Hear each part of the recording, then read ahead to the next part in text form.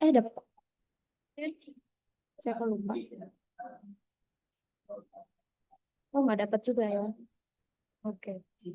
Nah, hari Kamis ini kemarin saya dapat info dari Bosol kalau kelas beliau itu ada yang kosong. Sorry, ada yang di switch ke online. Nah, kalau misalnya teman-teman mau, khususnya memang hari Kamis ya, atau bebas karena sama-sama keduanya konten baik kelas A maupun B itu kan nggak dapat offline kelas. Nah, itu silakan nanti bisa kontak lebih lanjut mungkin lewat PJ kelas ya, kalau memang mau dipakai. Jadi kemarin sempat ditawarin sama Bu Soliha, kelas beliau ada yang switch ke online semua. Jadi hari Kamis di jam tertentu, saya lupa jamnya, nanti mungkin kalau memang kalian tertarik akan bisa ganti kelas offline, nanti bisa kita diskusi itu ya. Oke. Oke, terima kasih sudah kameranya dinyalakan. Saya mulai. Assalamualaikum warahmatullahi wabarakatuh. Waalaikumsalam warahmatullahi Semoga teman-teman sehat semua ya. Apa namanya? Hari ini adalah minggu kedua ya, minggu kedua untuk konten marketing. Dan terima kasih untuk kelas B sudah apa ya, sudah mau untuk bergabung karena kemarin ternyata ada rapat di jam 1. Jadi nggak bisa nyambi karena kebetulan offline juga dan harus present. Oke, teman-teman. Jadi kemarin saya sudah diskusi kembali sama sama praktisi ya. Nah, ternyata praktisi itu berhalangan untuk di paruh pertama. Nah, cuman jadi kalau kemarin sebenarnya lihat di RPS sebelumnya itu ada beberapa materi yang apa namanya yang harusnya ada materi lah gitu ya, bukan presentasi ataupun bukan ada tugasnya, itu kan dari praktisi. Namun ternyata karena ada hal yang memang harus dilakukan sama praktisi, jadi dia berhalangan untuk apa namanya untuk masuk gitu di minggu-minggu awal ini. Cuman kemarin sempat sudah saya minta untuk dinego ya. Jadi nanti ada satu pertemuan yang masuk di paruh 1. Jadi paruh 1 itu sebelum UTS maksudnya ya, yaitu di minggu ketiga, which is itu minggu depan, kalian nanti akan ketemu praktisi, insya Allah semoga nggak ada lagi pergantian. Dan tadi saya sampaikan ke PJ kelas bahwa kita akhirnya ada perubahan gitu ya. Jadi misalnya kayak di CM Tool itu ada beberapa yang saya geser, terutama yang apa namanya bikin podcast gitu. Nah, podcast itu kan tadinya saya taruh di UAS, tapi karena praktisinya itu banyak bisa hadirnya di paruh kedua, which is 9, 10, 11, insya Allah sudah clear ya. Bismillah nggak ada revisi lagi untuk RPS yang konten. Itu nanti kita akan ada podcast bersama itu di minggu 7 dan 8. Ya, jadi mohon bantuannya PJ kelas di minggu 7 dan 8 ini. Jadi sebelumnya mungkin harus minta izin terkait ruangan gitu. Kemudian nanti untuk minggu depan kita ada praktisi. Nah, lalu minggu keempat lima itu nanti teman-teman ada materi yang bisa dilihat dari YouTube. Lalu kita langsung aja di hari itu teman-teman present apa yang sudah teman-teman buat terkait konten pada bahasan sosial media, konten pilar entertainment dan juga educate ya. Begitu pula minggu kelima gitu. Nah, pertanyaannya dari salah satu PJ di kelas kalian itu Bu mau dibagi berapa? Karena kan minggu lalu untuk mata kuliah konten ini belum clear ya berapa kelompok nih. Mungkin untuk kelas A dan B itu bisa disampaikan lagi ada berapa jumlahnya yang udah masuk ke siakat? Saya belum cek lagi. Ada 48, Bu. Ya, thank you. Saya kira 48 ya. Oke, 48. Kalau dari saya kira tuh kemarin ngasih saran jadi 8 ya, Syak. Benar nggak sih? Saya balik. Saya sempat Iya, Bu. kebaca tapi terus kelupaan ngebales. Ternyata balasnya dalam hati. Saya baru tadi pagi. Oh iya benar, jadi 8 kelompok. Oke. Nah, cuman gini teman-teman. Terima kasih sarannya Sakira. Nah, 8 kelompok itu oke, tapi itu untuk yang apa namanya bikin bikin podcast ya. Yang bikin podcast silahkan nanti dibuat jadi 8. Karena nanti kita ada 2 pertemuan, which is satu pertemuan 4 kelompok. Jadi insya Allah waktunya cukup gitu ya untuk membuat podcast di jamnya itu sesuai sama jam jam mata kuliah kita tentunya. Jadi 8 kelompok itu nanti dibagi minggu ke-6 4 kelompok, minggu ke-7 4 kelompok, minggu ke-8 6 kelompok. 4 kelompok. Nah, minggu ke-6 itu teman-teman semuanya menyusun skripnya itu udah jadi gitu ya. Lalu nanti saya akan review. Nah, reviewnya itu nanti kita ketemu gitu ya. Saya akan kasih reviewnya. Jadi, tolong diingat untuk PJ kelas untuk reminder teman-temannya nanti H-1 sebelum eh, jam berapa ya saya itu koreksi.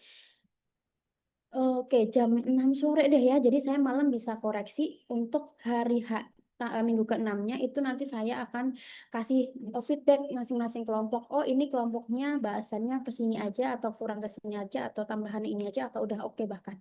Gitu ya. Jadi minggu ke-6 itu feedback dari saya dari skrip yang udah kalian kumpulkan H-1. Jam 6 sore maksimal ya, biar saya bisa review. Tolong bagi catatan saya kira sama Natalia ya. Saya minta bantuannya. Kemudian untuk minggu ke-4 dan 5, nah ini kan yang teman-teman akan present di kelas terkait konten yang udah dibuat. Cuman kalau tadi saya pertimbangkan kalau dibikin 8 kelompok itu akan nggak muat untuk satu sesi gitu. Dan ini kan kalian ada sebenarnya dua minggu ini pembahasannya similar ya, cuman beda sedikit terkait dengan konten pilarnya. Sehingga saya rasa nggak masalah kalau teman-teman itu apa namanya berkelompok secara besar gitu satu kelompoknya. Sehingga saya putuskan untuk minggu ke-4 dan ke-5 itu satu kelasnya itu dibagi jadi 5 kelompok saja. Ya, jadi 5 kelompok harapannya itu sudah akan bisa present semua setiap minggunya, gitu ya. Jadi 5 kelompok, apa namanya satu kelompok dibagi jadi 5 ya, satu kelas dibagi jadi 5 kelompok untuk setiap pertemuan minggu ke-4 dan 5. Tapi untuk minggu 6, 7, 8 itu dibagi jadi 8. Clear sampai sini? Jelas, Bu. Oke. Nah, untuk minggu ketiga insya Allah akan ada praktisi. Cuman kemarin beliau menyampaikan bahwa kemungkinan di office hour itu tidak bisa karena kan kelas kalian itu ada di jam 1 ya, jam 1 sama jam 10. Nah, kemarin info kemungkinan besar itu tidak bisa, khususnya yang minggu ini. Jadi mereka kemarin beliau minta untuk digeser jadi jam 4 sore. Nah, saya bilang sama praktisi bahwa anak-anak juga sore itu ada kelas gitu. Nah, nanti silakan aja kita komunikasi lagi ya untuk minggu depan. Kalau memang benar nggak bisa di jam 10 sama jam 1 sesuai dengan jadwal kalian, saya akan info ke PJ kelas untuk minta hari yang bisa kelas jam 4 mulainya. Gitu ya, di minggu depan. Oke, clear ya untuk praktisi dan juga tugas sebelum UTS. Sampai UTS. Kemudian untuk minggu 9, 10, 11 itu kita akan full diisi sama praktisi. Insya Allah nanti saya juga hadir di kelas baik online ataupun offline gitu ya. Kemudian untuk minggu ke-12 itu ada bedah artikel. Nanti akan ada artikel-artikel yang saya share melalui PJ kelas untuk bedah di kelas tiap kelompoknya. Nanti ini info lebih lanjut aja ya, biar nggak numpuk infonya di awal semua. Saya takut overwhelm teman-temannya. Kemudian 13, 14, 15, 16 kita sebenarnya 15, 16 akan ada presentasi hasil konten yang sudah kalian buat dari materi yang sudah disampaikan sama praktisi. Nah, nanti saya masih menunggu karena menunggu detail tugas praktiknya itu dari beliau langsung. Gitu ya. Jadi saya belum bisa share untuk tugasnya seperti apa. Oke, sampai sini ada pertanyaan mungkin dari teman-teman atau dari kucing kelas yang belum read. Sudah cukup?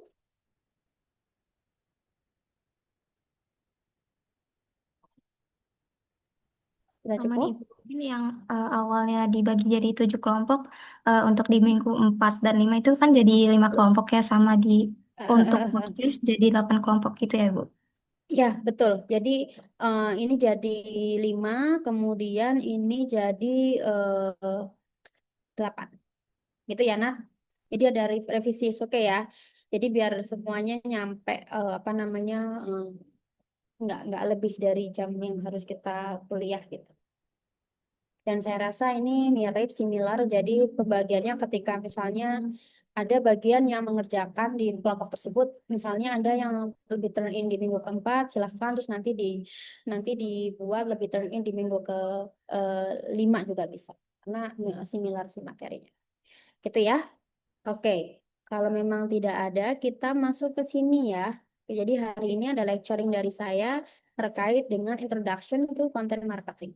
Untuk share screen-nya sudah kelihatan? Sudah, Ibu. Sudah, Oke, Ibu.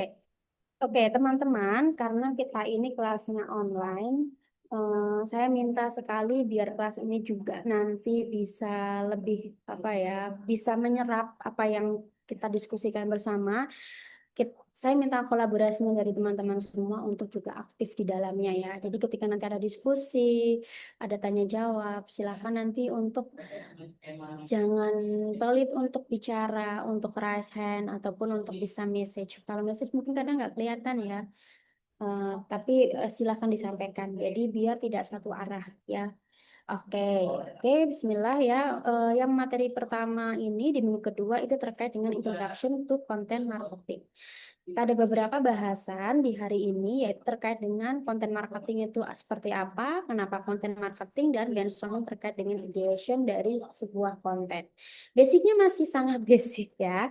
Untuk pertemuan ini besok akan dilanjutkan oleh praktisi yang sifatnya sudah masuk ke lapangan. Tapi semoga at least di minggu awal-awal ini PR saya adalah membuka tentang, oh iya teman-teman ini jurusan pemasaran digital dan salah satu komponen yang pasti orang-orang akan lihat adalah kemampuan dari bagaimana teman-teman membuat sebuah konten. Ya nggak sih?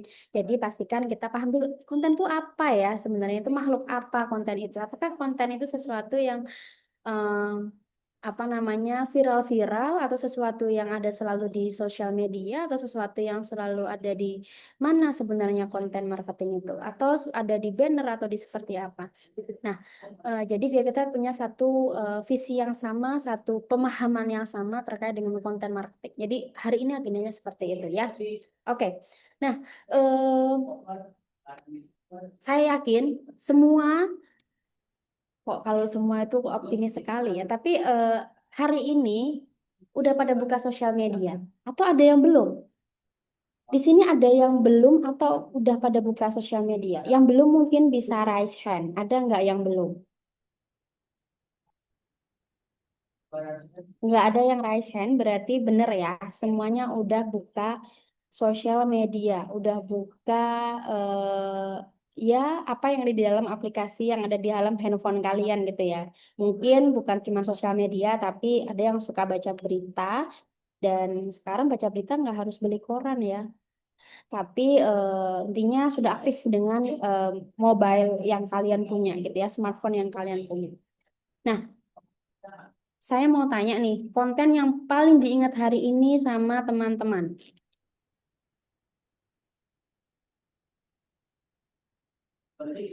Mukbang, oke. Mukbang, oke. Bola ya HSG. Kontennya kelas Digi. Oke, terus ada lagi nggak? Oh, right. Shell ya. Gemes-gemes ya Shell itu. iPhone 17 konten trip. Aisyah kayaknya dalam waktu dekat mau jalan-jalan, jadi dia muncul si trip. Ukraina. Ya, Roblox. MU. Oke, banyak banget dan macam-macam ternyata ya. Di sini nggak ada yang sama. Mungkin yang teman-teman nggak sebutkan juga salah satunya sama dengan yang ada di sini. Nah, saya mau nanya di Hilmi. Hilmi open mic dong. Halo Ibu. Hai. Hilmi, apa yang kamu Loh, ingat dari? IHSG 8.000 Ya, yang Hilmi ingat yang sih, ada di ada dalam ya kepala kamu? iya, intinya untuk konten-konten yang udah lewat tentang IHSG itu kan sebelum adanya demo atau bahkan saat terjadi demo itu IHSG sempat turun drastis banget. Dan Hmm. semenjak pergantian adanya reshuffle kabinet dari Pak Sri Mulyani ke Pak Purbaya itu, dan ada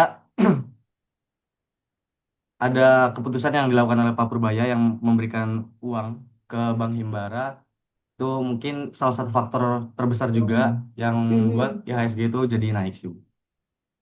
Oke, good news ya. Eh, Banyak orang akhirnya punya apa namanya agak switch nih.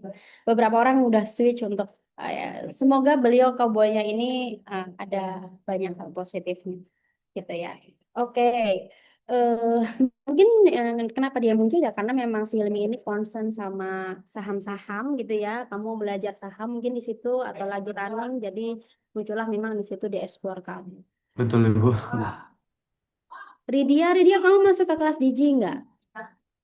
Jadi kampus Ridia. ambasador Ibu. Oh iya, saya baru kemarin beberapa hari lalu kayaknya ya ada postingan kampus ambasador. Selamat, Ridia. Tugasnya ngapain, Ridia, kampus ambasador di situ? Di sini kampus ambasador diminta untuk buat konten, Ibu. Jadi kita Mhm. bantu kasih awareness lah untuk teman-teman mahasiswa, khususnya di kampus masing-masing untuk ikut program yang dijalani sama kelas tinggi. Terus, tapi belajar juga bukan kita ngonten. Oke. Ada yang mau disampaikan ke teman-teman kelas? Free loh ini, nggak berbayar. Apa ini, Bu? Dalam Ya konteks terkait apa? dengan kelas DJ. Oh iya, ini teman-teman, jadi kelas tinggi itu kan seperti yang teman-teman tahu, ada eh, buka open registrasi untuk sertifikasi BNSP. Nah, yang sekarang lagi dibuka itu untuk digital marketing, Ibu.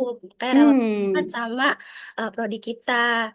Nah, sertifikasi itu kan diakui sama negara ya, Bu ya. Jadi kita tuh ada pelatihan sama uji kompetensi juga. Jadi teman-teman yang mungkin mau coba dan mau uji skillnya, bisa banget untuk ikut ikut sertifikasi bareng kelas tinggi dan ada potongannya juga gitu. Karena kalau misalkan dilihat dari dibandingin sama yang lain gitu ya, yang lain tuh di luar tuh di harga 700.000 ke atas, sedangkan kelas di gitu mulai di harga 600. Itu Oke. teman-teman. Cukup ya, Ridia ya. Jadi teman-teman ada info menarik ya terkait dengan apa namanya sertifikasi ya. Nanti bisa tanya-tanya lebih lanjut sama Ridia. Udah tahu di kelas kita PIS-nya kemana gitu. Anyway, saya nggak punya kepentingan sama hal itu ya. Jadi saya mau tanya, yang paling diingat Ridia di konten-konten kelas DJ itu apa sih, Rid? Selain BNSP? Kalau dari saya banyak belajar mereka itu ngasih saran untuk buat konten yang baik gitu, Bu.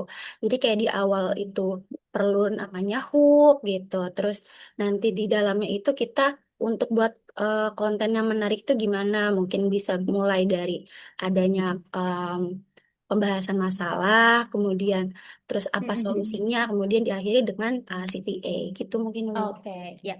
Semoga nanti kita akan juga bahas ya beberapa di antaranya di mata kuliah ini di konten marketing. But anyway, ternyata konten apa yang teman-teman ingat juga selain memang muncul di dalam beranda kalian, di dalam explore kalian, juga memang yang sedang apa yang kalian sedang pikirkan, lakukan gitu ya, obrolin itu muncul di situ. Dan saya yakin dari bahasan topik yang sebenarnya lagi hype yang ada di dalam diri kalian itu, misalnya tadi ada di sini ada yang tadi bilang mukbang. Mukbang itu kan banyak juga ya. Di sini ada Rizky. Mukbang itu kan macamnya banyak banget gitu. Nah, tapi pasti ada satu konten mukbang yang keinget atau satu mukbang yang kayak gue harus cobain nih yang apa namanya yang tentang makanan tersebut gitu ya. Nah, kenapa bisa seperti itu? Ya salah satunya karena adanya konten marketing di dalamnya. Itu salah satunya, oke. Nah, kita masuk ke sebenarnya konten marketing itu apa. Saya ambil dari buku marketing Simple Ways to Innovate Your Marketing Approach. Nah, di sini dia bilang bahwa konten marketing itu satu strategi ya, teman-teman, satu pendekatan. Dan di sini adalah salah satu yang nantinya harapannya selalu teman-teman udah pada pernah minimal bikin konten untuk diri kalian sendiri. Kalau misalnya kalian nggak build something brand gitu ya, tapi kalian sudah pernah membuat apa itu konten marketing. Nah, ternyata kalau kita lihat dari marketingnya di sini bahwa di dalam fokus dalam pembuatan konten marketing itu ada nilai.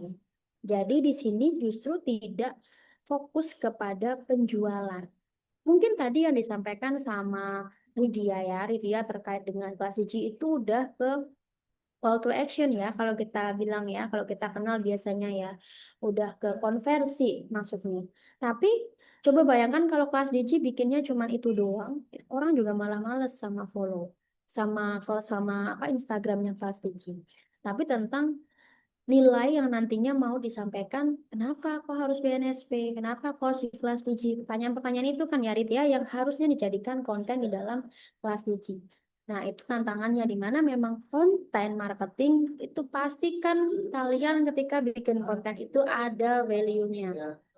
Apalagi kalau sekarang itu trennya adalah orang-orang lebih suka yang terlihat selain bervalue ya, selain bervalue adalah orang itu cukup suka dengan sesuatu yang apa adanya, ya nggak sih, yang nggak dibuat-buat.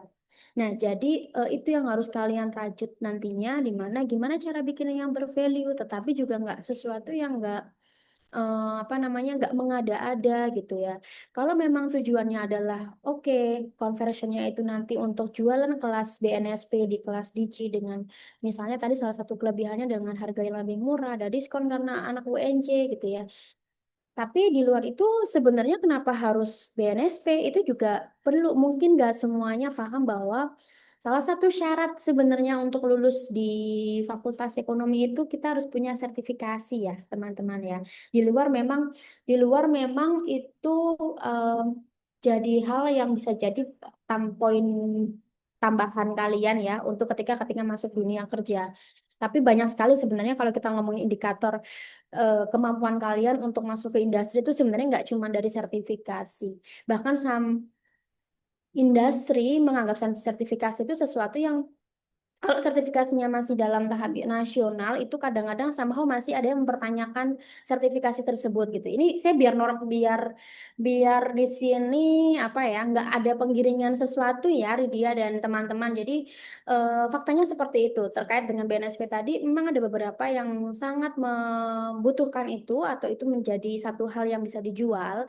Tapi somehow di industri itu juga akan melihat siapa provider dari sertifikasi tersebut. Nah, provider sertifikasi itu banyak banget, nggak cuma BNSP. BNSP salah satu sertifikasi yang memang nasional tentunya ya. Tapi ada banyak juga yang sertifikasi yang sifatnya internasional dan mungkin lebih banyak juga yang apa namanya melihat itu sebagai poin plus kalau misalnya yang internasional. But nggak ada salahnya teman-teman nanti kalau misalnya mau ngambil sertifikasi whatever gitu ya.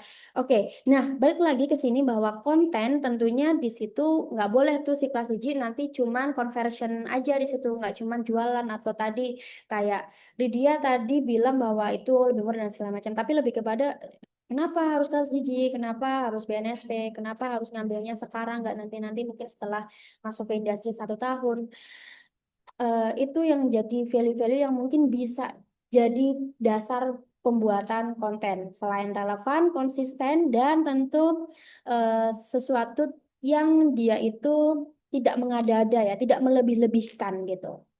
Ya, tidak menghambakan satu BNSP, tidak meratukan satu teori tertentu gitu. Tapi dalam konten marketing itu memang dan saya juga masih belajar ya. Kalau teman-teman mungkin di situ ada yang pernah lihat Instagram saya tentang gimana ya cara mentransfer value yang memang apa adanya tetapi bervalue. How itu kan kita melakukan sesuatu ya udah karena kita suka gitu ya. Karena kita suka, tapi kalau itu cuma ditransfer gitu aja tanpa ada pengemasan value yang mau ditransfer, takutnya jadi overwhelm ke audiens kita. Yang jadi orang jadi males untuk ke sana. Oke, Dini. Nah, itu pengertian dari konten marketing. Jadi secara basicnya teman-teman paham ketika ngomongin konten, not enough untuk hanya menyalurkan apa yang kalian tahu gitu ya, tapi tentang apa sih sebenarnya pengen dikasih ke orang gitu, itu tentang value. Jadi semoga kalau dengan value yang kalian selalu apa namanya selalu junjung di setiap konten yang kalian bikin, itu juga nantinya akan membuat orang akan merasa bermanfaat. Sesimpel ketika kita lihat konten makanan, itu kan kita juga nanti akan paham bahwa oh ternyata makanan di Rawamangun itu banyak yang viral ya, banyak yang viral, misal di TikTok tuh banyak banget karena mungkin juga daerah kampus ya. Terus banyak hidden gem yang mana kita bisa apa nikmati makanan-makanan yang mungkin secara tempat dia nggak yang bisa buat foto bagus gitu ya, tetapi dari sisi harga, dari sisi cita rasa itu mungkin cukup oke. Nah, di situ value-nya itu pasti yang apa yang akan membuat orang itu mau balik lagi ke konten tersebut. Oke, nah teman-teman di sini saya yakin sih pasti pernah ya, pasti pernah dapat iklan yang nggak bisa di skip. Di mana biasanya? Di mana CapCut, biasanya Bu. kita dapat apa? CapCut, Bu. CapCut. Kalau mau Oke, download video biasanya. oke. Di sana nggak bisa di skip ya? Kalau mau Oke. ekspor yang kualitasnya bagus, nggak bisa di-skip, Bu. Oh ya ya, saya baru tahu. Thank you Rian, infonya. Ada lagi, biasanya di mana kita bisa temukan yang nggak bisa di skip? Spotify nggak premium, capek banget ya. Iklannya Spotify itu kayak berapa lagu dia iklan dan oke, thank you. Iya benar Spotify saya tahu ya. Ada lagi yang kita nggak bisa skip iklan tersebut. Mungkin emang platform nonton gitu kali Bu yang emang harus premium. Rata-rata kayak nggak bisa di skip gitu Bu. Kalau kita mau lanjut nonton. Oke, freemium ya.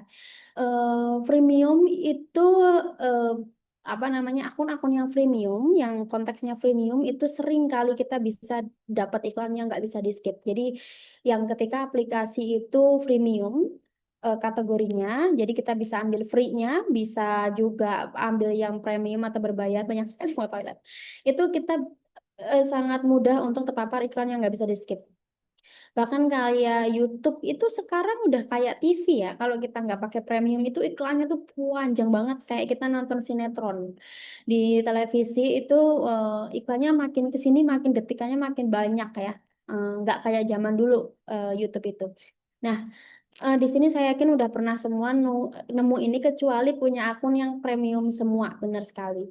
Dan ternyata apa namanya itu adalah salah satu cara ya, salah satu cara orang akhirnya mau nggak mau dipaksa untuk melihat apa namanya melihat promosi, melihat brand tersebut, bener nggak? Nah, menurut kalian itu masuk ke konten marketing nggak sih yang kayak gitu?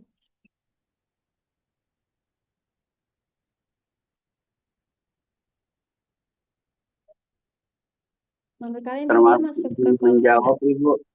Ya. Menurut saya iklan-iklan seperti itu termasuk ke konten marketing karena marketing itu bukan cuma kayak original konten atau organic konten aja, tapi marketing juga termasuk ke ads gitu Ibu. Mhm, mhm. Tapi kamu nggak dinyalain kameranya? Iya, mohon maaf Ibu lagi di jalan Ibu. Oke, ya, terus di sini tadi ada yang bilang, iya dia termasuk ke konten marketing ya.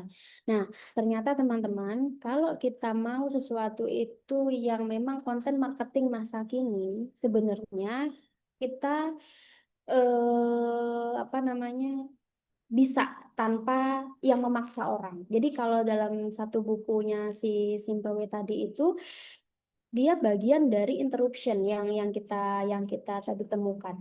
Nah, harapannya kalau konten marketing yang sekarang, dan itu benar, itu konten marketing ya, anyway, itu benar konten marketing, tapi challenge-nya kita sebenarnya untuk makin memperkecil si konten marketing old old version, kita bisa bilang kayak gitu.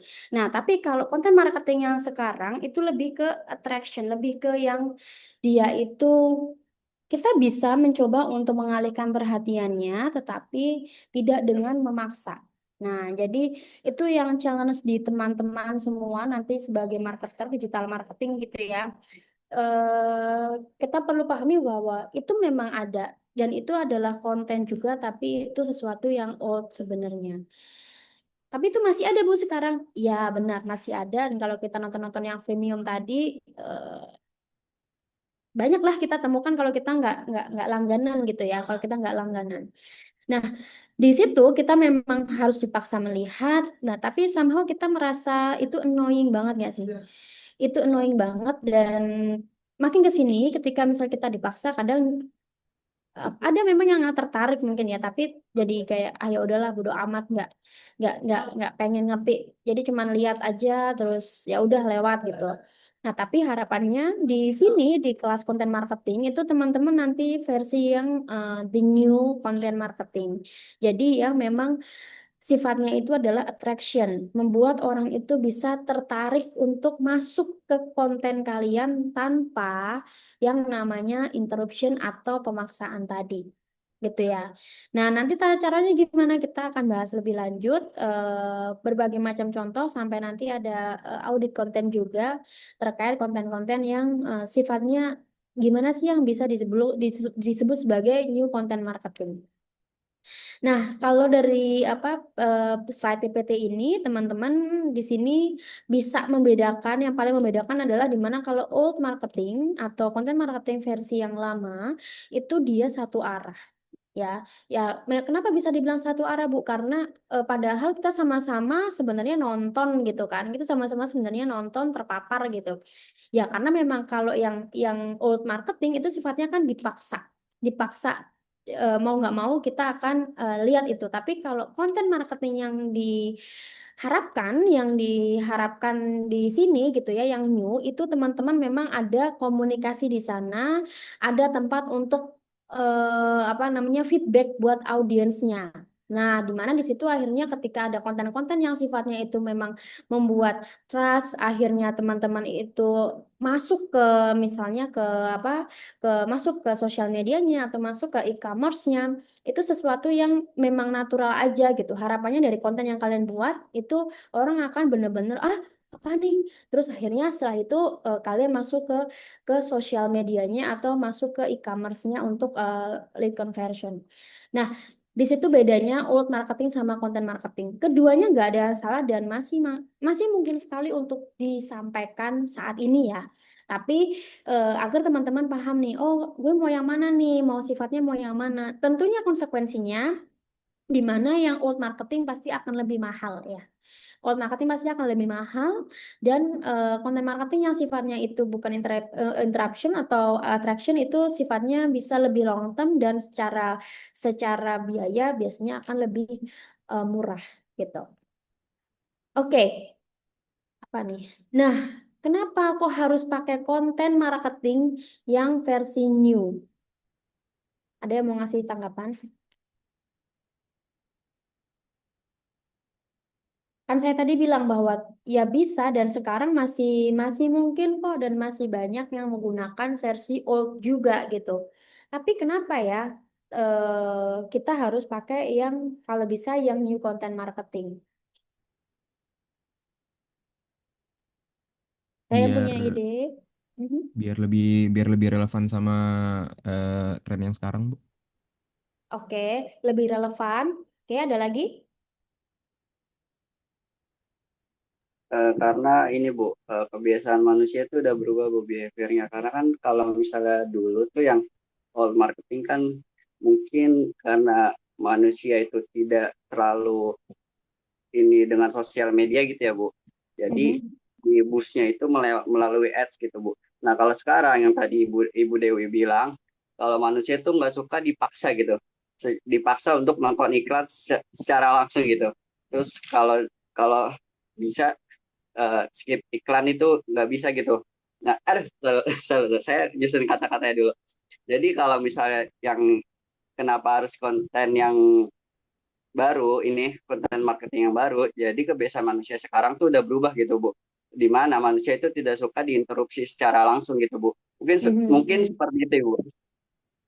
Oke, jadi relevan. Terus memang ada perubahan transisi orang. Bener ya. Jadi kalau dulu orang mungkin dipaksa ya udah gitu ya. Tapi makin ke sini apalagi teman-teman eh apa kok Bu Devi selalu ngomongin generasi ya? Tapi ya memang secara perilaku konsumen tuh berbeda guys ya.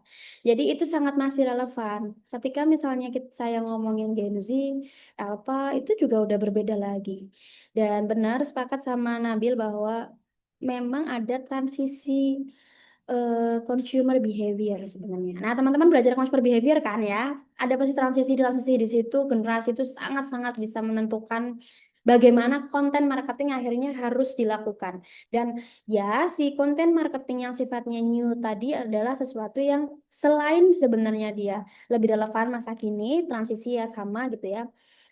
Dia tadi akan lebih murah sebenarnya secara jangka waktu panjang gitu. Karena ketika kita selalu secara organik gitu ya. Organik itu apa ya, memberikan bibit-bibit hal yang baik ke sosial media kita, ke website kita. Itu akan menjadi sesuatu yang bagus di SEO kita sebenarnya kan. Yang nantinya akan membuat produk kita jadi lebih mudah untuk dikenali orang dan itu dalam waktu yang lama. Beda kalau misalnya kita pasang iklan, ya memang kita akan ada di atas bahkan dari SEO itu sendiri. Tetapi ya itu as long as kalian bayar doang gitu. Selama kalian bayar, kalau kalian udah nggak bayar, ya udah gitu. Jadi di sini sebenarnya di dalam konten marketing itu kenapa itu ada beberapa apa namanya objektif ya. Nah, tadi ketika misalnya secara waktu, secara apa ya secara waktu dia akan lebih relevan dengan sekarang karena adanya transisi dan secara brand gitu ya, dia juga akan membantu brand awareness kita lebih baik karena ya kita nggak akan dipaksa, orang itu akan mau baca, mau masuk sehingga biasanya orang akan lebih paham apa sih yang lagi hype tersebut gitu. Jadi nggak cuma seliweran terus udah gitu kan. Nah, terus yang kedua engagementnya juga pasti akan lebih bagus ya. Harapannya lead generation sama sales conversionnya juga akan lebih baik dibandingkan kalau kita tadi dengan sifat interruption gitu ya. Kalau customer education udah pasti karena konten marketing itu pasti lama, nggak bisa yang mungkin cepat gitu ya, kecuali memang ya ada banyak intervensi di dalamnya, misalnya kita pakai influencer-influencer tertentu, itu bisa sih sebenarnya tuh. Cuman kalau misalnya kita bercerita tentang bagaimana misalnya UKM membangun usaha mikro menengah lah ya, usaha mikro kecil lah ya, menengah tuh udah gede. Usaha mikro itu membangun konten marketing itu sangat memungkinkan saat ini. Kenapa? Karena tadi secara biaya dia akan lebih rendah, kemudian objektif yang ada di dalam slide-slide ini itu bisa tercapai harapannya gitu. Nah, itu terkait dengan objektif of marketing, of content marketing. Nah, di sini ada benefit lain terkait dengan content marketing yang tadi saya bilang salah satunya drive long term result dan improve SEO kayak tadi saya bilang bahwa ketika kita selalu membuat satu konten-konten dan konten itu kan nggak selalu di sosial media ya. Konten itu bisa melalui e-commerce yang ada, kemudian bisa dari website, dari tools-tools digital yang lainnya. Itu akhirnya kan membentuk SEO kalian lebih baik. Sehingga itu salah satu benefit dari content marketing yang sifatnya memang new generation. Pasti jangan new content marketing gitu ya. Dan tentunya secara trust and credibility akan lebih baik juga. Cost efektif tadi yang saya sampaikan. Dan support other channel itu maksudnya ketika konten marketing kita bagus, tentunya dia akan berdampak sama social media marketing kita yang juga terus bertumbuh, e-commerce kita yang lebih banyak pengunjungnya, dan lain sebagainya. Gitu ya. Jadi konten marketing itu sekarang teman-teman sudah pahami bahwa sangat penting sekali karena itu nggak cuma nulis sesuatu, nggak cuma take video, tapi tentang membangun satu brand tertentu, trust, credibility-nya gitu ya. Makanya waktunya pasti nggak dalam waktu 1 malam gitu. Oke, nah eh teman-teman tadi sudah ada yang bilang bahwa di hari ini itu apa dengar Shell gitu ya. Nah, mungkin kalau yang explore-nya belum muncul, kita coba tonton bersama biar nggak ngantuk ya. Oke, sebentar saya share-nya yang ada sound-nya berarti ya.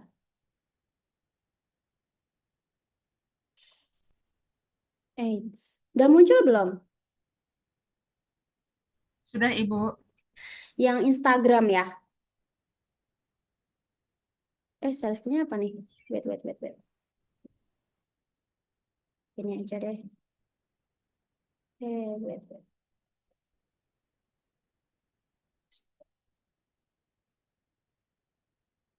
Ya, udah ya. Ini udah harusnya ya. Yuk foto dulu yuk, foto yuk. Keluar nggak suaranya? Keluar. Ada. Ayo foto ini. Tar dulu, kameranya buram. Lah, pada kemana ini teman-teman saya? Oh iya, pada di rumah ini semua ya. Kalian sehat-sehat ya teman-teman. Gak apa-apa, gak usah malu. Untuk sementara gak bisa ngasih orang tua dulu. Mudah-mudahan yang sudah berkeluarga diberi kemudahan untuk menafkahi keluarganya. Terus yang punya cicilan diberi rezeki buat membayar cicilannya. Amin. Tetap semangat teman-teman. Kita sama-sama berdoa ya. Mudah-mudahan kita cepat jualan bensin lagi. Tetap positif. Nanti kita mulai dari nol lagi. Oke? Semangat.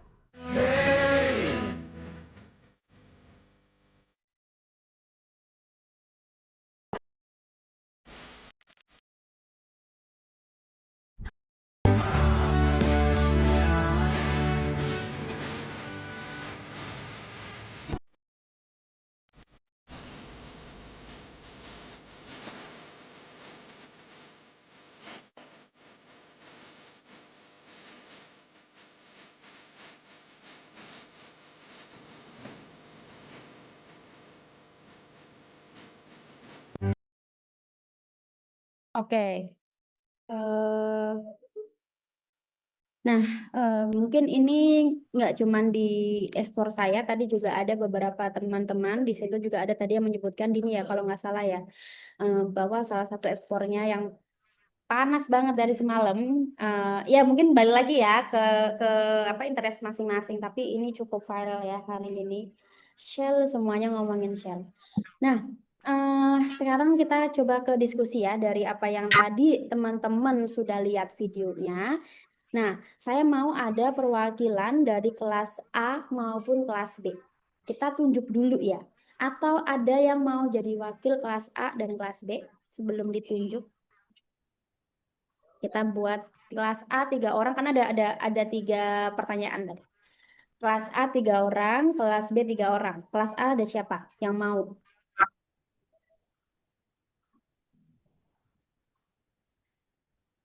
Kelas A,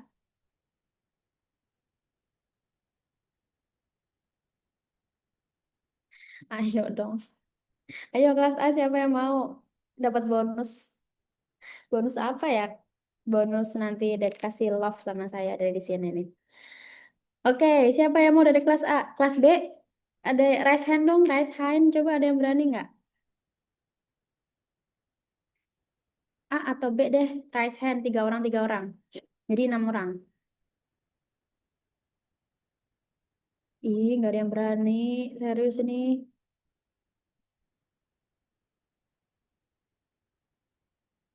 Rizky, kamu menyelamatkan kelas kamu. 1, kamu dari kelas A atau B? Karena nggak ada tulisannya. Masuk ke kelas A. Kelas A, oke. Ada yang mau menemani Rizky di kelas A? Oke, karena terlalu lama kalau disuruh milih sendiri, Rizky tolong pilih 2 teman kamu dari kelas A. Kelas B, no one. Kelas B yakin nggak ada yang mau. Ini nggak disuruh jualan kopinya Sel, tenang aja. Hai, hai, kelas B.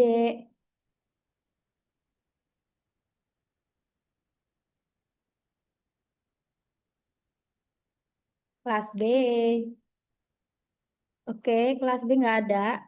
Kelas B saya pilih deh. Sedih banget kalau nggak ada semua.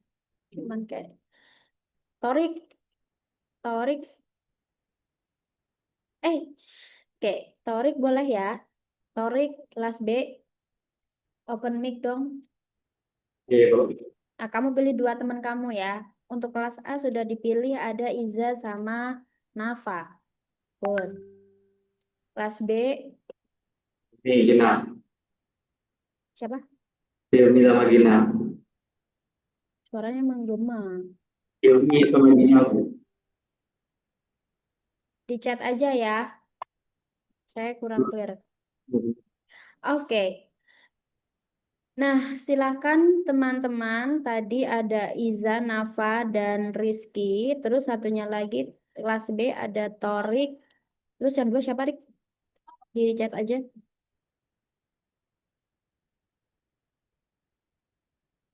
Hilmi dan Ginal. Oke, Hilmi dan Ginal ya. Nah, ini apa namanya dari yang konten tadi saya putar itu kan konten ya. Nah, coba ketiganya itu dijawab ya. Pertanyaan satu, dua, dan tiga. Yang lain boleh juga, tapi dalam hati. Nah, yang berkesempatan menjawab dulu yang tiga orang ini dulu. Saya kasih waktu satu 2 menit ya, 2 menit ya untuk menjawab ini. Terus nanti coba disampaikan langsung aja. Ibu, mohon maaf, ini kan ada 3 orang. 3 orang itu dibagi jadi satu-satu atau gimana? Iya, betul, satu-satu aja, Oke. biar cepat. 2 menit ya, sampai 10.53.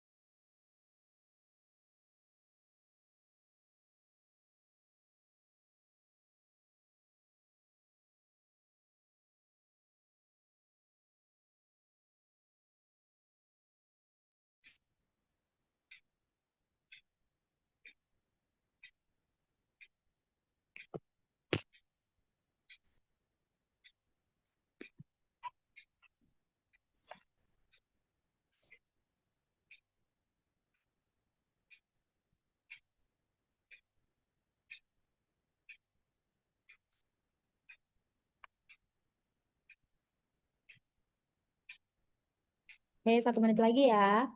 10.53. Nanti silakan disampaikan jawaban kalian dari kelas A maupun kelas B. Perwakilan kelas A dan juga kelas B.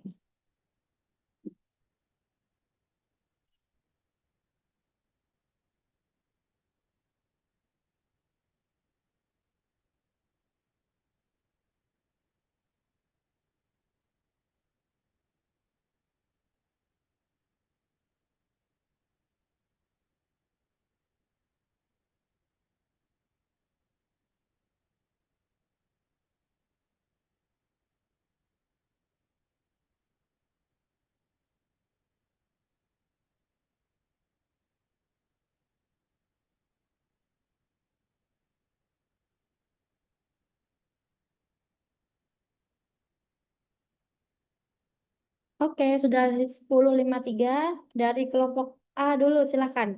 Kelompok A ada Rizky, terus ada Iza dan juga Nafa. Siapa yang akan memilih memilih pertanyaan nomor satu? Siapa yang akan jawab pertanyaan nomor satu? Nah ya, Bu. Ya, Riz, silakan Riz.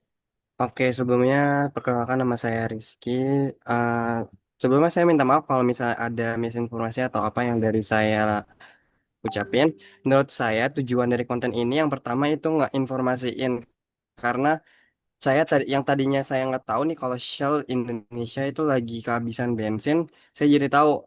Maka maka dari itu saya ngesimpulin kalau tujuan dari konten ini itu nggak informasiin kepada audiens, dan mau ngedapetin perhatian publik gitu loh.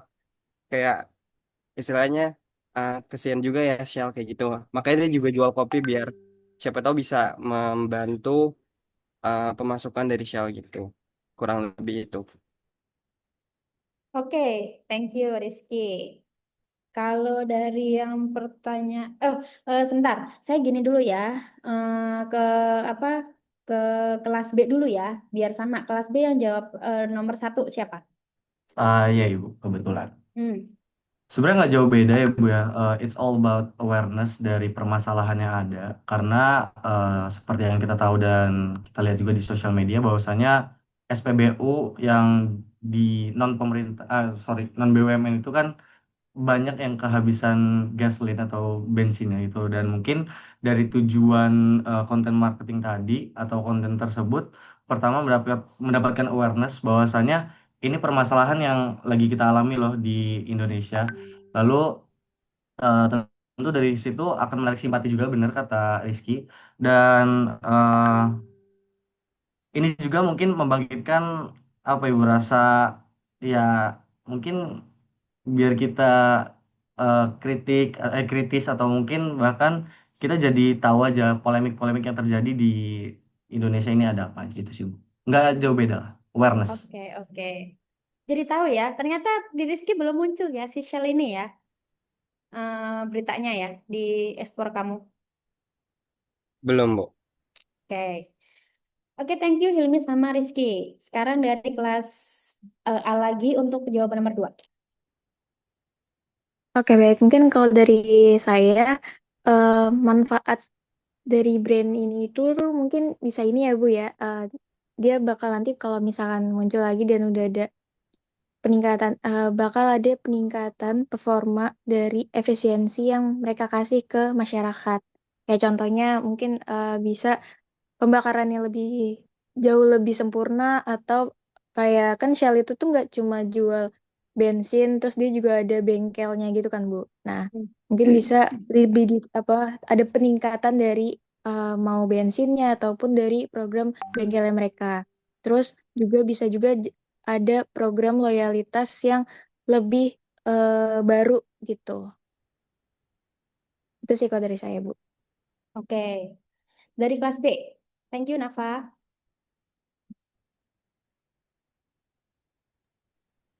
Saya Ibu untuk yang nomor 2. Mhm. Kalau dari manfaat apa yang ingin diraih oleh brand tersebut, menurut saya mungkin ini sih lebih ke simpati ya, karena kan dari konten-konten tersebut itu ngasih tahu kalau Shell ini udah nggak ada bahan bakar dan nggak bisa beroperasi karena SPB apa ya bahan bakarnya nggak ada. Jadi eh, si karyawan ini pada bikin konten di mana mereka kena PHK, nggak punya penghasilan segala macam. Nah ini menurut saya yang ingin diraih oleh brand tersebut yaitu simpati gitu. Dari simpati itu sendiri nantinya mungkin bakal ada eh, apa ya sebuah regulasi dari pemerintahan yang ngebantu buat Shell ini bisa beroperasi lagi gitu. Menurut saya itu sih manfaat yang ingin diraih oleh Shell di mana ya ingin pemerintahan itu mengatur regulasinya lagi agar Shell ini tuh lebih mudah gitu atau dipermudah lah dalam hal menjual bahan bakar tersebut gitu sih, Bu. Oke. Jadi eh, sampai ke regulasi nantinya harapannya gitu ya, Harapannya manfaatnya ya. iya. Oke. Oke, kita bergerak dulu ke pertanyaan nomor 3. Thank you Ginal dan juga Nafa. Pertanyaan nomor 3 dijawab berarti sama Iza dan Hilmi ya. Masa itu Torik ya. Torik. ya. Oke, oke, oke. Iza, silakan Za. Iya Ibu, sebenarnya izin menjawab yang pertanyaan nomor 3. Ada nggak sih nilai dari konten ini? Menurut Iza sendiri juga pasti ada nilai dari konten tentang Shell tadi. Yang pertama itu pastinya itu nilai informasi bahwasanya si Shell ini tuh kayak dari salah satu karyawan ini tuh ngasih tahu kalau misalnya di Shell ini kita udah mulai kekurangan bahan bakar tadi kan, itu juga sempat di mention sama Ginal. Terus juga mereka juga apa ya namanya ngasih nilai transparansi gitu secara nggak langsung kalau si Shell ini kehabisan gas sehingga perusahaannya itu ada kecenderungan tutup gitu. Terus juga sama eh, kan tadi juga dia sempat mention yang konten awalnya rame jadinya sepi. Nah, itu juga eh, informasi bahwa banyak ada beberapa karyawan di Shell ini hampir bukan hampir, ada yang beberapa udah di PHK dan hampir mau di PHK kayak gitu Ibu. Jadi mereka ini juga di konten ini ngasih tahu kalau kita kerja di SPBU tapi juga sambilnya apa nyambi jualan kopi kayak gitu Ibu. Oke, thank you Za. Sekarang Torik ya. Nggak jauh beda Ibu sama Ica. Pada intinya sih dari konten ini memberikan rasa trust lagi pada sel yang awalnya konsumen berpikir kok bensin sel ini kosong terus ya. Pasti ada alasannya kenapa bensin ini kosong. Ternyata bukan hanya sel saja, swasta lain juga kosong. Bikin biar pemilik konsumen itu tahu aware kalau kosongnya SPBU swasta ini akibat kebijakan pemerintah juga gitu Ibu. Iya, iya, iya. Jadi jangan sampai mispersepsi itu juga bisa jadi bagian dari nilai yang mau disampaikan. Oke, terima kasih teman-teman dari kelompok A maupun kelompok B ya yang sudah mau membedah dari konten tadi. Jadi kalau kita balik lagi nih ke objektif yang tadi konten, sebenarnya kalau kita lihat konten Shell tadi tuh nggak langsung dari si Shell-nya ya. Tapi ada banyak sekali konten creator yang membuat itu media ataupun konten creator individu itu tuh dia membuat berita tentang Shell tadi dan tujuannya awareness pastinya. Awareness tentang apa? Tentang salah satunya adalah ini ada yang nggak beres loh. Ini ada yang nggak beres kalau kata Torik mungkin orang beranggapan sebagian bahwa kok sel nggak ada terus ya gitu, nggak ada terus ya kayak kok ini nggak konsisten adanya stoknya kok nggak dinaikin dan segala macam mungkin dari one side aja kita nyalahin selnya gitu sebagai customer gitu. Tapi dari situ ada awareness tentang ini ada problem loh, ada big problem. Bahkan kalau mungkin teman-teman sudah mulai cari di sosial media tuh udah banyak sekali yang menuliskan poin per poinnya kayak 17+8 kemarin ya. Apa sih yang terjadi di dalam SPBU yang bukan plat merah ini gitu. Kemudian engagementnya juga luar biasa ya karena dengan disampaikan oleh apa namanya oleh karyawan Shell ya walaupun saya juga nemu yang public speakingnya itu bukan yang tadi yang diputar tapi ada juga dia itu pakai seragam dan dia info bahwa dia itu pegawai di Shell yang apa yang bantuin itu yang apa bantuin ngisi bensin gitu ya bukan pegawai yang di tahapan level tertentu dia dia itu public speakingnya bagus banget. Saya sih agak curiga ya, maksudnya public speaking dia itu bahkan lebih bagus daripada sebagian apa namanya sebagian dari pemerintah yang suka ngomong di media sosial. Dia public speakingnya itu lebih bagus. Tapi pada dasarnya dia itu juga sama ngomongin tentang gue ini mau di PHK loh, teman-teman gue udah nggak ada sekarang dan akhirnya apa namanya ya kita cuma bertahan dengan jualan yang ada aja gitu. Nah di situ tentunya engagementnya juga jadi sangat baik sekali, termasuk mirip sama konten yang tadi teman-teman lihat. Banyak sekali orang yang akhirnya merasa bahwa oh kasihan ya mereka, oh kenapa nih? Jadi di luar Shell itu sendiri engagementnya itu ada meningkat karena memang merasa relevan. Apalagi orang-orang yang mungkin bekerjanya tuh sekarang antara layoff sama nggak kena layoff itu tuh tipis gitu ya. Kan ada perusahaan-perusahaan yang gonjang-ganjing tuh sekarang banyak. Jadi dia akan merasa relevan bahwa ini benar banget nih dengan kondisi yang seperti ini gue merasa mau komen nih kalau ada yang nggak beres sama semua ini gitu. Jadi audience engagementnya juga akhirnya masuk ke dalam objektif yang tadi ya. Jadi ada di situ engagementnya juga meningkat. Nah,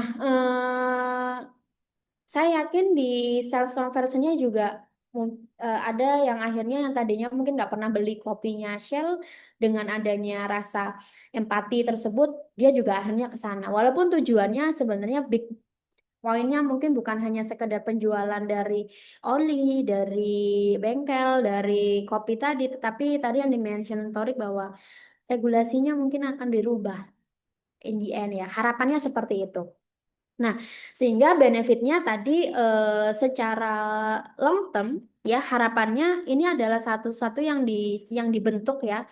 Publik akhirnya percaya apa yang terjadi, kemudian eh, ya nanti semoga ada apa ya, ada berita baik ya. Karena bukan karena kita membela yang bukan punya negeri gitu ya, tapi di situ ternyata kita juga tahu bahwa ada banyak sekali orang yang bergantung hidupnya di Shell itu. Dan sekarang kayak bahkan ada yang bilang selamat ya pemerintah, kalian berhasil membuka banyak pengangguran, bukan membuka banyak lowongan pekerjaan dari Shell ini. Dan mungkin kalau teman-teman sudah lewat FYP-nya itu kemarin bagaimana Menteri ESDM berbicara, memang ujungnya adalah mereka harus kemana Shell itu harusnya kalau dari kebijakan kita yang sekarang? Ada yang paham itu nggak? Ada yang cari tahu nggak? Maunya pemerintah itu gimana sih kok bisa Shell itu sampai tutup sampai nggak ada bensinnya? Terus saya gitu. Ibu mau izin jawab? Ya, ya Nay, silakan Nay. Ya, jadi setahu saya sekarang tuh bensin yang SPBU, kan dulu tuh ada import tuh langsung ke yang swasta ya, bensin-bensin swasta kayak Viva, Shell gitu-gitu. Tapi sekarang tuh kebijakan berubah ya, karena kemarin SPBU kan sempat turun ya karena ada oplosan ya Bu ya. Jadi sekarang yang importnya tuh lewat ke SPBU dulu gitu ya, setahu saya gitu Bu. Apa sama? Oke, jadi kemarin dari satu penggalan kata yang penggalan kalimat yang juga disampaikan sama menteri yang terkait gitu ya. Dia bilang ya kalau kalian misalnya memang udah kesulitan untuk mengimpor, kalian bisa minta tolong sama Pertamina. Dengan entengnya bicara seperti itu. That's why kayak monopoli itu kayak memang ada ya teman-teman ya. Ya semoga di sini nggak cuman kelas konten juga ya, tapi teman-teman paling nggak tahu apa yang terjadi di dalam masyarakat saat ini. Salah satunya seperti itu. Karena saya yakin sosial media itu buat kontrol pemerintah salah sekarang gitu ya. Itu jadi apa good newsnya adalah kalian masuk ke dunia itu gitu. Jadi semoga nanti bisa lebih bijaksana ketika misalnya bikin-bikin konten juga. Oh ternyata arahnya kalau kita cuman cerita tentang bagaimana apa sifat bagaimana kondisi pegawai itu bahkan bisa jadi nanti akan mempengaruhi regulasi. Biasanya habis ini suka ada pahlawan nih datang nih. Nah, semoga regulasinya itu akan membuat apa namanya baik ya teman-teman semua. Gitu. Oke, itu adalah bagian tadi dari kita diskusi tentang satu konten yang dirasa cukup banyak yang membicarakannya hari ini dan kemarin. Nah, tadi ternyata kalau kita lihat dari Shell ya, kalau teman-teman mungkin lihat dari sosial medianya, itu sebenarnya mereka nggak posting apapun sampai tadi pagi. Saya make sure saya lihat Shell-nya itu tuh dia nggak posting untuk tentang apa namanya tentang karyawan-karyawan mereka gitu. Tapi direkturnya sudah berstatement ya tentang adanya pengurangan atau layoff itu sendiri. Cuman justru yang sebenarnya membuat konten tersebut adalah banyak dari konten creator ataupun media maupun media. Nah, mereka akhirnya membuat konten-konten yang seperti itu, konten-konten yang pegawai-pegawai, terus konten kondisi kelangkaan BBM di apa yang non plat merah gitu ya. Itu adalah satu ide kan ya teman-teman. Itu kan satu ide sebenarnya di mana kalau kita mau ngomongin bahwa oh negara ini ada sesuatu yang perlu diperbaharui nih, perlu direvisi nih, perlu dibetulin nih.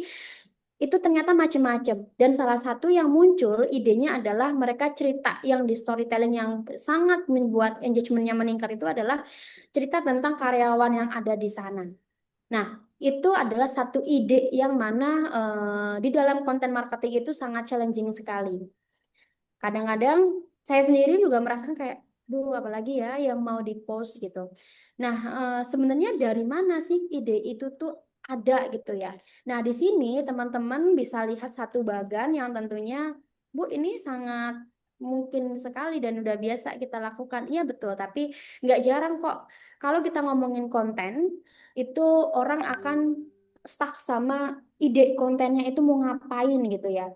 Saya pernah masuk di beberapa kelas konten marketing, kemudian kelas sosial media gitu ya. Pertanyaannya tuh hampir di kelas-kelas itu tuh sama tentang gimana sih cara bikin konten kita itu ada terus, gimana sih cara biar orang tuh nggak bosan sama konten kita, apa sih yang harus saya posting gitu. Nah, teman-teman ternyata ada namanya content ideation. Di mana dari sini itu bisa jadi patokan sebenarnya. Patokan teman-teman untuk bisa menggali posisi konten kalian itu mau bisa ambil dari mana aja sih gitu. Nah, kalau yang tadi ya yang orang-orang buat itu menurut kalian datangnya dari yang mana nih sumber ide kontennya? Ada yang mau jawab? Ada satu, dua, tiga, empat, lima, enam. Menurut kalian kalau dari kasusnya si Shell tadi, itu kan yang buat bukan Shell sebenarnya ya. Dia masuk yang mana nih?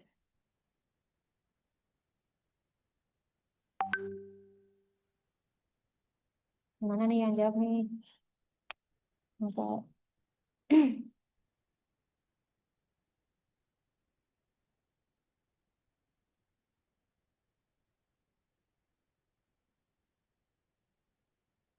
Data and research. Oke. Terus ada lagi yang punya ide?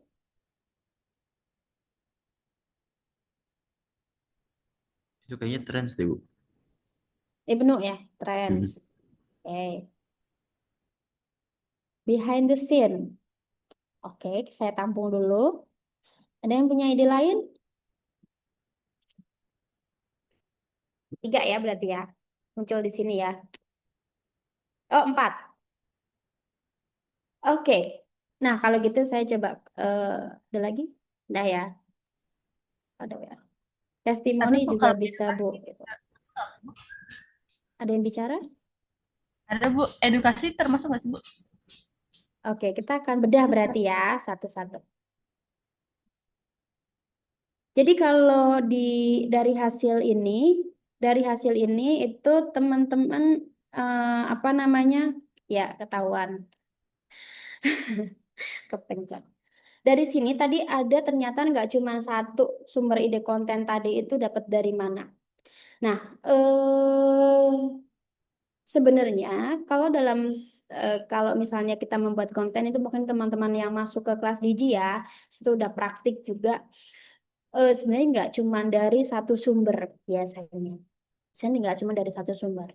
Nah, sumber-sumber ini yang tadi teman-teman sebutkan itu bisa one of or both of them. Jadi bisa 2, 3 dari yang apa yang ada gitu ya sumber tersebut sehingga oh ya gue bikin deh tadi kalau yang pertama itu kan tentang karyawannya dia foto terus nggak ada teman-temannya gitu ada juga yang jualan kopi, ada juga yang dia review dari one by one SPBU yang non plat merah, ada juga yang kayak gitu. Itu macam-macam memang. Nah, cuman kalau memang sekarang ini posisinya sudah apa namanya hype seperti ini, itu bisa jadi memang dari tren ya teman-teman. Dari tren. Jadi misalnya dia udah muncul nih, sebenarnya udah muncul ke permukaan gitu ya kapan disebut sebagai ide konten itu dari tren gitu ya ketika udah ada yang muncul di permukaan ya itu bisa jadi dia bagian dari tren karena ya udah gue ngikutin aja kayak teman-teman suka lihat ada di satu FYP itu sebenarnya sama kan lagunya sama kemudian apa konten isinya itu sama yaitu mengikuti tren karena itu bukan sesuatu yang baru gitu tapi mungkin di dalam sama-sama ngomongin Shell tadi tapi dia jadi yang pertama di situ, bisa jadi dia dari data research. Jadi dia pastiin dulu tuh kalau dia mau ngomong kan. Dia mau bilang bahwa sekarang terjadi kelangkaan nih gitu. Nah, hati-hati teman-teman ketika memang kalian menciptakan satu konten yang cukup bisa dibilang POV-nya agak berbeda. Kayak tadi kan kalau yang satu itu konten tentang karyawan yang dia cerita teman-temannya udah nggak ada gitu ya. Oke lah gitu. Nah, terus tiba-tiba terus kalian kepikiran bahwa oh gue juga mau bikin yang begituan, tapi memang gue juga nggak cuman mau dari sisi Shell doang, karena kan bukan cuman Shell doang kan di Indonesia gitu, di Jakarta, di Jabodetabek sorry, karena di luar Jabodetabek tuh jarang banget sebenarnya yang non plat merah gitu ya. Itu bisa dari data dan research. Jadi memang dipastikan kalian one by one lihat kondisi SPBU sekarang. Oh, yang hijau, yang kerang, yang kuning, yang biru gitu ya. In the same time itu kita nggak ada nggak lihat ada orang antri atau SPBU-nya mah bahkan memang sudah ditutup gitu ya kayak kosong. Saya nggak lihat. Jadi sebelum ini kemarin itu boom gitu ya. Shell yang paling meningkatkan engagement sebenarnya yang Shell itu sih. Tapi sebelum itu sebenarnya kalau teman-teman mungkin yang suka ngisi bensin yang bukan dari Pertamina atau mungkin suka melihat ya ketika jalan terus lihat SPBU yang bukan Pertamina itu memang beberapa minggu bahkan minggu lalu itu juga sudah langka sebenarnya, sudah langka. Dan kita kenapa dari data kapan kita sebut sebagai dari data and research itu ya kita one by one memang kita lihat di lapangan, kita memang observasi itu by data and research. Jadi Bu, itu dari mana gitu? Dari data and research atau trends? Bisa both of them ya teman-teman. Kalau memang itu yang memang sumbernya itu adalah dari pertama dibuat gitu ya kayak ini Shell cerita nih ada pegawai Shell nih dia curhat tentang teman-temannya yang layoff gitu-gitu. Gue mau lihat yang lainnya juga itu data and research ya. Tapi kalau misalnya teman-teman melihat bagaimana ekspor kalian lalu kalian mengadaptasi itu trends itu ya.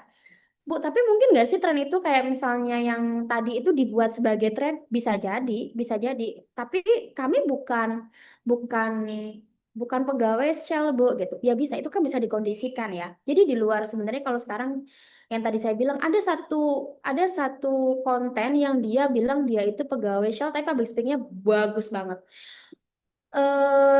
Dalam POV saya itu bisa melihat bahwa iya, bisa jadi dia memang pegawai di situ dan memang cukup bagus tuh public speakingnya ya. Tapi bisa jadi memang itu satu kondisi yang dibuat tren aja gitu karena oh itu memang lagi rame nih ya udah sekalian aja si Shell ada satu orang yang ya udah lu bikin ini sebagai ini apa namanya sebagai pegawai di situ lalu lu ngomong dengan sangat baik. Dan jujur sebenarnya ada yang saat itu yang nggak saya tampilin itu yang bikin jadi oh ceritanya ini toh kenapa apa yang terjadi sama sama Shell gitu. Dan itu bisa jadi salah satu content ideation dari trends ya. Jadi konteksnya kalau trends itu memang kita melihat apa yang sudah terjadi lalu kita recreate gitu ya. Tapi kalau data and research biasanya kita berawal dari kita observasi, kita melihat, kita menaruh kuesioner bahkan, dan biasanya kalau yang data and research itu kita juga akan menampilkan data itu. Jadi kayak semua, misalnya hooknya adalah semua SPBU non pemerintah kosong gitu kan. Terus kalian akan share Shell, kalian akan share yang lain gitu ya, BP dan lain sebagainya itu kosong kosong kosong. Terus kalian kasih video kosong kosong itu by data, itu by data dan itu kita bisa bilang sebagai ide content ideation sebagai data research. Nah, kalau behind the scene gimana behind the scene? Nah, ini relate sama yang tadi di awal saya bilang bahwa konten sekarang itu maunya kan yang nggak mengada-ada sebenarnya ya. Kayak kalau saya sebagai ibu muda, kayak saya melihat ada satu ibu muda lainnya, terus hidupnya itu nggak ada minusnya gitu ya. Dia tidak pernah marah-marah dengan anaknya, dia itu apa namanya bekerja juga dengan selalu baik gitu ya kontennya seperti itu dan dia tidak pernah menceritakan apa ya kehidupan yang mungkin bukan nggak lagi meet the expectation gitu ya dalam kontennya. Somehow itu kayak apaan sih ini gitu ya. Itu udah mulai kayak gitu konten-konten sekarang. Tapi kalau coba lihat konten-konten yang dia itu benar-benar melihatkan ya kan kadang-kadang kita bisa menyaring ya kapan itu apa adanya itu biasanya ada satu momen-momen walaupun itu nggak banyak mungkin ya tapi kayak yang dia kecewa, dia agak sedih, dia ceritakan di situ, dia tampilkan kalau misalnya memang dia cerita tentang kehidupan ya itu akan jadi terlihat lebih lebih lebih natural dan behind the scene kaitannya di sini itu biasanya kalau misalnya ada konten-konten yang sifatnya itu dia mungkin kontennya itu bukan yang daily life gitu ya. Tapi misalnya kayak apa namanya kayak misalnya orang yang suka menunjukkan apa nih? Ya, Bill. Orang yang suka menunjukkan satu kompetensinya. Nah, itu pasti dia akan selalu cerita tentang misalnya cara menulis yang baik, cara menulis skripsi yang baik gitu. Somehow kita perlu juga konten-konten yang kayak ketika dia jadi dosen mungkin ya, ketika dia dosen sebenarnya dia itu kerjain selain dia nulis tuh ngapain atau selain dia peneliti itu kan dia akan ngomongin tentang Scopus, ngomongin tentang latar belakang, ngomongin tentang objek masalah penelitian gitu ya. Tapi somehow kita sebagai audiens kadang mungkin juga pengen tahu sebenarnya kenapa sih dia bisa pinter banget kayak gitu. Oh, dia ternyata belajar juga ya. Itu behind the scenes. Dan behind the scene ini biasa dipakai ketika kita mau menunjukkan sesuatu yang mau dianggap natural. Biasanya kita pakai behind the scene itu. Gitu ya. Nah, kemudian tadi juga muncul di sini ada behind the scene data research. Oke. Nah, di dalam kok ini lagi sih? Nah, misalnya yang educational, content ideation yang masuk sumber kontennya itu dari educational itu adalah sesuatu yang mengedukasi. Nah, itu nanti sebenarnya konten dari ide-ide konten ini nanti akan kita tuang di pilar-pilar konten gitu ya. Pilar-pilar konten dan salah satunya itu nanti ada educate. Nah, educational itu sumber ide konten yang sifatnya educational itu biasanya ciri-cirinya dia mentransfer knowledge ya. Mentransfer knowledge ke audiensnya gitu. Ini biasa dipakai di hampir setiap konten. Kenapa ya? Pasti orang akan lebih mudah kita send value dari educational ini, ya kan? Kemudian kalau dari testimonial. Nah, testimonial biasanya kalau kita apa namanya?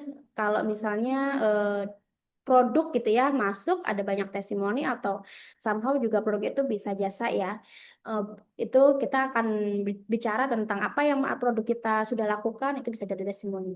Kemudian dari FNQ itu bisa jadi kalau sekarang kalau teman-teman suka melihat konten creator yang dia suka cerita, dia dari storytelling. Nah, biasanya dia akan sangat intens menggunakan content ideation dari FNQ. Jadi dia akan nge-stitch satu pertanyaan, lalu dia akan bahas di situ. Gitu ya. Kelihatannya banyak banget, tapi pertanyaan tentang mau konten apa itu masih di saya juga masih PR. Tapi sebenarnya kalau di sini kita sama-sama belajar gitu ya, saya mendengar apa yang saya katakan, itu ternyata kita bisa gali dari berbagai macam di sini. Oke, ya kalau ada pertanyaan bisa langsung. Kita masuk ke challenge di sini setelah ini. Tapi tadi teman-teman udah lihat sebenarnya di situ ada konten Pertamina, ada brand Pertamina. Nah, teman-teman coba saya minta sebutkan satu ide konten dari Pertamina. Nah, tolong bisa di chat aja ya. Saya coba tunggu selama 2 menit. Silahkan yang udah punya ide langsung bisa di chat. Ide konten dari brand Pertamina. Yang pertama. Coba bentuk ide kontennya, guys. Kok ini sih? Ide kontennya jadi lebih detail lagi. Misalnya kalau tadi kalian bilang di sini, Rizky bilang apa namanya frequent answer ya. Bentuknya kayak gimana? Contoh detailnya. Itu kan kategorinya. Jadi kategorinya apa? Terus contoh detail kontennya. Coba. Sampai jam 10.25 deh. 10.25. Yuk.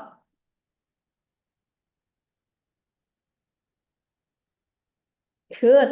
Ya. Iya betul betul betul betul betul. Yang gemesin itu soalnya ya. Bagus banget ini. Yuk next.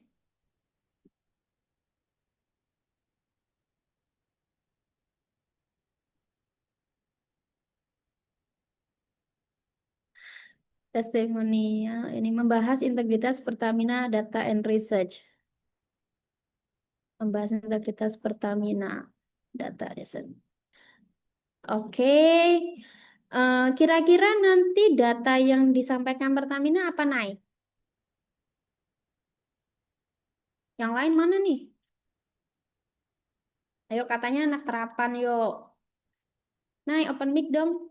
Kira-kira nanti kalau misalnya kamu jadi content creator-nya, data yang disajikan di data research tadi tentang integritas itu apa naik? Ya izin jawab Ibu. Mungkin kalau dari yang saya ajuin tadi tuh kayak apa lebih transparansi kebijakan gitu-gitu dari si Pertaminanya. Oke, jadi nggak kayak sih. Jadi menteri nggak asal ngomong ya. Good, good, good. Bisa. Ya, oke. Terus ini dari bagus-bagus banyak banget. Thank you, Nay. Terus saya balik lagi ke sini. Eh, tadi Rizky oke ya, thank you ya, sepakat ya. Masih oplos atau enggak sih kita gitu kan? Terus nanti kan akan ada jawabannya di situ ya. And then yang Rian, konten singkat yang jelasin hal teknis jadi gampang. Oke, oke. Dan mungkin di situ Rian tujuannya adalah salah satunya biar orang nggak takut lagi ya. Ronnya Pertamax Pertalite itu beda gitu ya. Kan kalau kemarin orang mahasiswa saja kemarin ada yang risetnya itu ya itu anak pemasaran digital. Risetnya tentang oplosan itu dan ya memang turun trust orang-orang itu tuh turun banyak banget tentang oplosan. Jadi oke bisa. Nurul Iza ya. Bedain bensin yang asli dan yang oplos. Walaupun saya rasa caci maki akan datang di edukasinya Pertamina ini, tapi ini bisa viral, ya.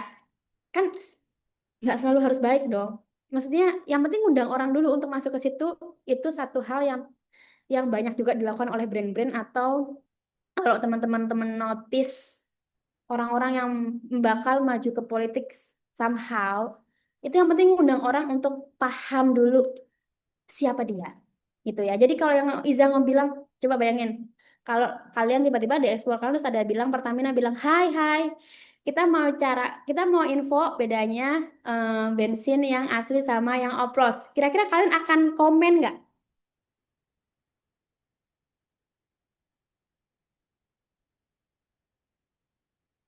Buka mic dong, bisa nggak bicara sendiri kan? Ayo, kalian akan komen nggak kira-kira?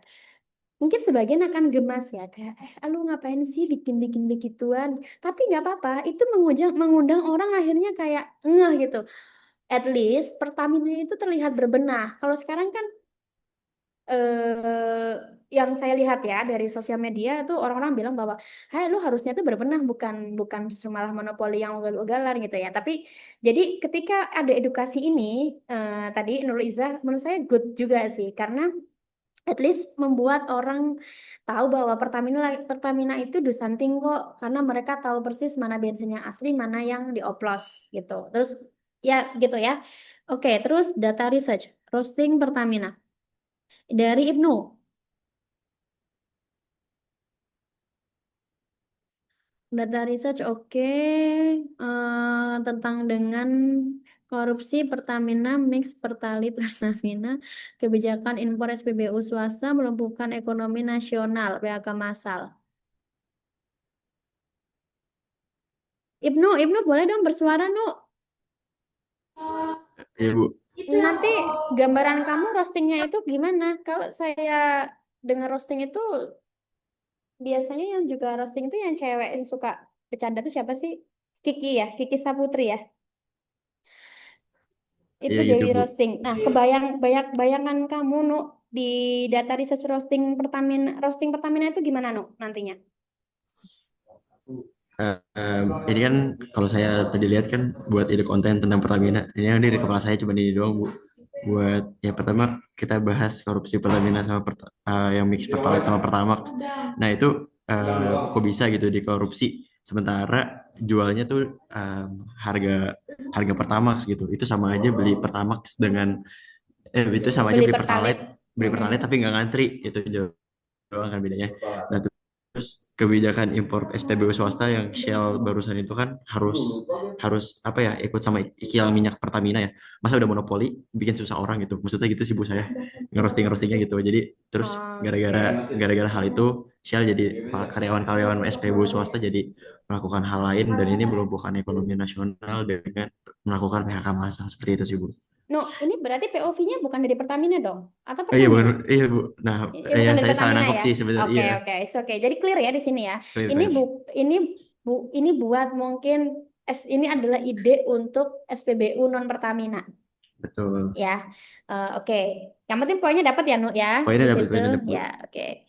Terus thank you. Ya Terus bu. di sini ada Muhammad Bahit Akbar. Saya membuat masyarakat hilang. Ini juga Akbar, nyalakan mikrofon kamu. Ini juga kayak Nai tadi ya. Ini akan viral, tapi cenderung akan banyak cacian, ya nggak? Iya, Bu.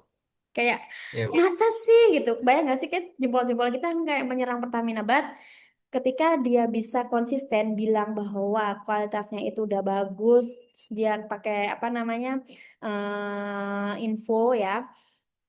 Di sini testimoni ya.